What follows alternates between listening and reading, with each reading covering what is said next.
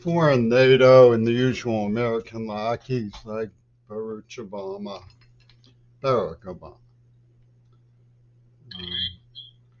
have fancy footwork. They've done a tarantella dance around um, Clinton's voiding of the ABM treaty and his um,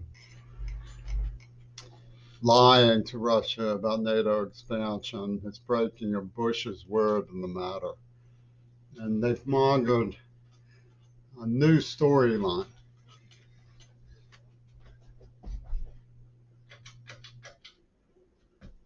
while redoubling efforts to make good and sure nobody tampers with the narrative of our sweet and loving righteousness in light of the glowering terror of Russian troops, which apparently is pretty sick.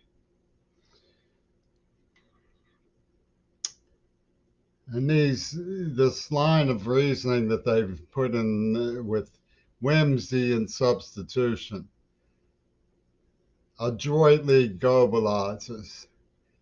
Eke not that we expanded NATO eastwards, but far rather than the mall. Did NATO come chomping westwards from former European Union members?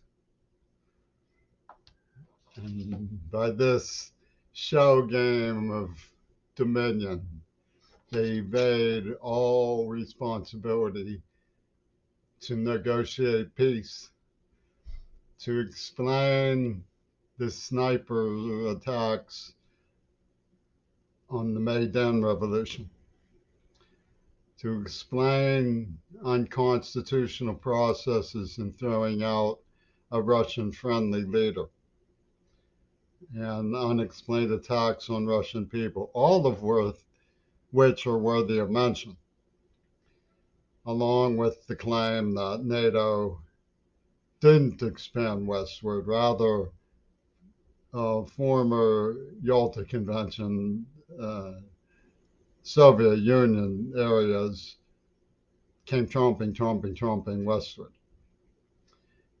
Hands open in glee at having been rescued, much as Boris Putin's was told his troops to expect to be greeted in the Ukraine when they came a liberator. And so we know that the usual sophomore narratives are to be towed the line to, so that Boris Obama rides the show business high that he is accustomed to riding. And I'm not going to fool with any of that. It's not my precinct. But I remember some of the strange things that have happened when people play these show games. I'll give you a good example. Most people are familiar, Pennsylvania particularly, because it was made famous by a dispute between friendly neighborhoods, Cyril Wecht and Arlen Specter.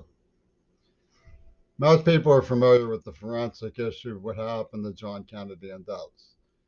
The two magic bullets, one came zipping around, caused all Governor Connolly's wounds as well as JFK's, up, down, sideways, back and forth, smashing, injuring, breaking bones, and then emerged pristine on the wrong stretcher.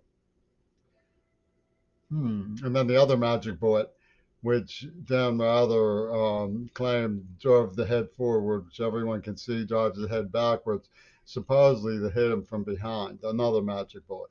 So we have two magic bullets. And many people are aware of the spooky stuff about the CIA and the Twilight Zone story that Oswald was framed. Well, let me show you how intimate the chain of evidence is to both the Twilight Zone story that Oswald was framed and, lo and behold, the CIA story. If you were a police detective, you would go to the Texas Book Depository and say, aha, there's a rifle. Whose rifle is it? Lee Harvey Oswald. Is he around here somewhere? And then you'd ask maybe where was he and where did he keep his rifle? And then you would learn that the rifle was in the possession 7 days a week of a man named Michael Payne. Oswald would go to Michael Payne's house to visit his wife, who was a boarder there, and a friend of his wife, once a week. He didn't go there to visit his rifle. So most of the time, the rifle was in the possession of Michael Payne. Who was he? His cousin was on the board of directors of the United Fruit Corporation with Allen Dulles, who sat on the Warren Commission. Allen Dulles also met with Adolf Hitler in 1933 as representative of Schroeder to forgive the chancellor's campaign debts so he could ascend to power in Nazi Germany.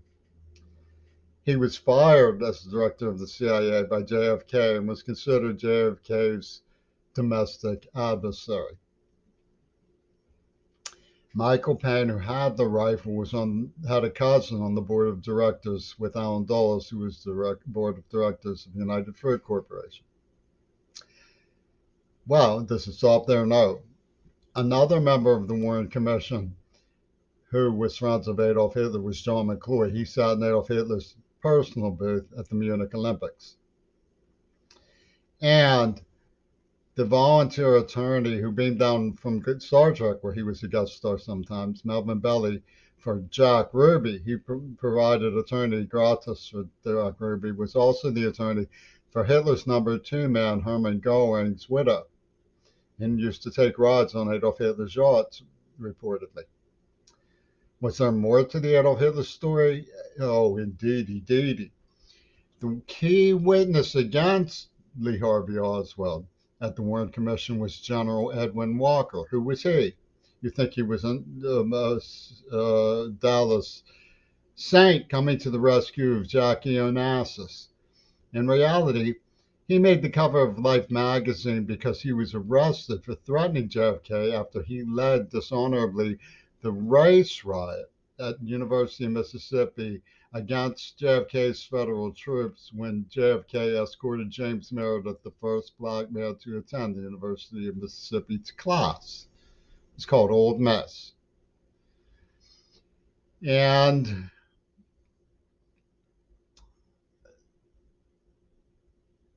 Edwin Walker claimed that